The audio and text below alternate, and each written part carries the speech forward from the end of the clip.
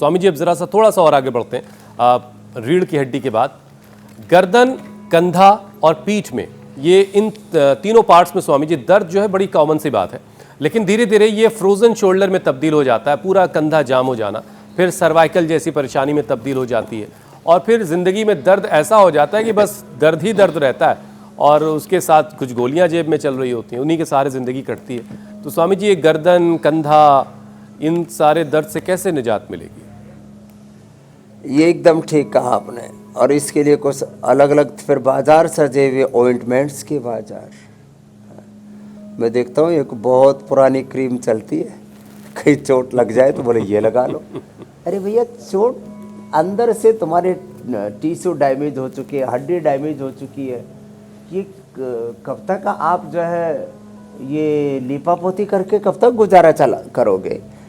तो एक तरफ कुछ लगाने वाले ऑइंटमेंट्स के बाजार सजे हुए, दूसरी तरफ पेन किलर, फिर उससे भी खतरनाक स्टीराइड, और अब तो बायोलॉजिकल्स की दुनिया सज गई है।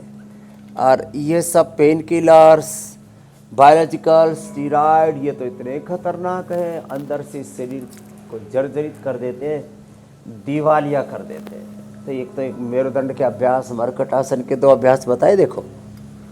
पहले में यो पैर घुटने पंजे पास में, एक तरफ गर्दन, दूसरी तरफ ऐसे पैर। तो ये गर्दन के लिए। अब कंधों के लिए आगे बताएंगे। ये अभ्यास ऐसे एक क्रम से, फिर ये दूसरा ऐसे, फिर ये तीसरा ऐसे। और हाँ, दर्दों के लिए सबसे बेस्ट है दूध में हल्दी, शिलाजीत, लाक्षादि गुग्गल या अश्वशिला का प्रयोग। और सबसे तो बेस्ट है एलोवेरा, गिलोय, पारिजात, निर्गुंडी, सहजना, फ्रेश लें।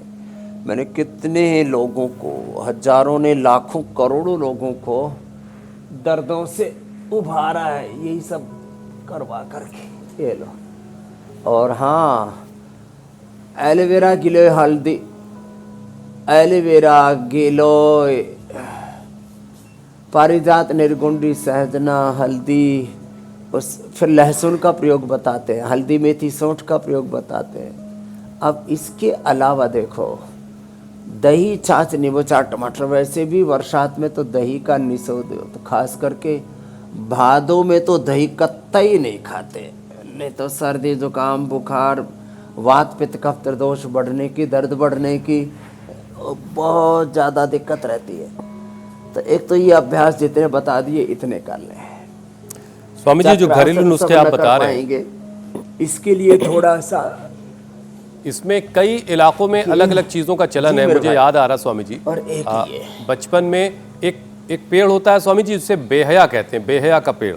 अब वो उसे आप किस नाम से जानते हैं?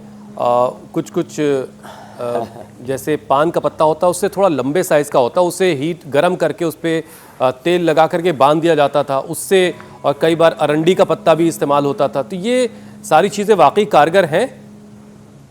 ठीक बात है,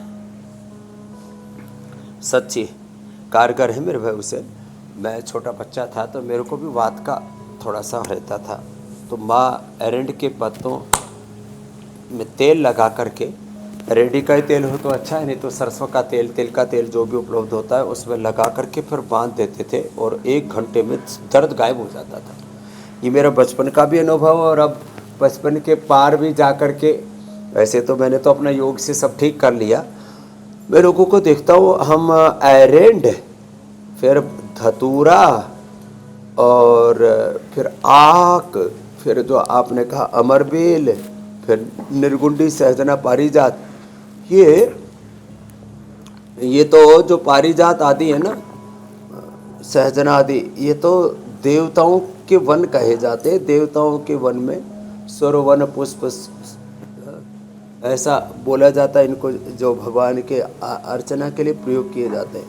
तो इन सब पत्तों को कूट करके, और इसमें थोड़ा अजवाइन, सौंठ आदि मिला करके, हल्दी, अदरक आदि, अजवाइन, सौंठ आदि मिला करके, इसमें फिर गरम गरम तेल से ये पोटली मसाज भी करते हैं।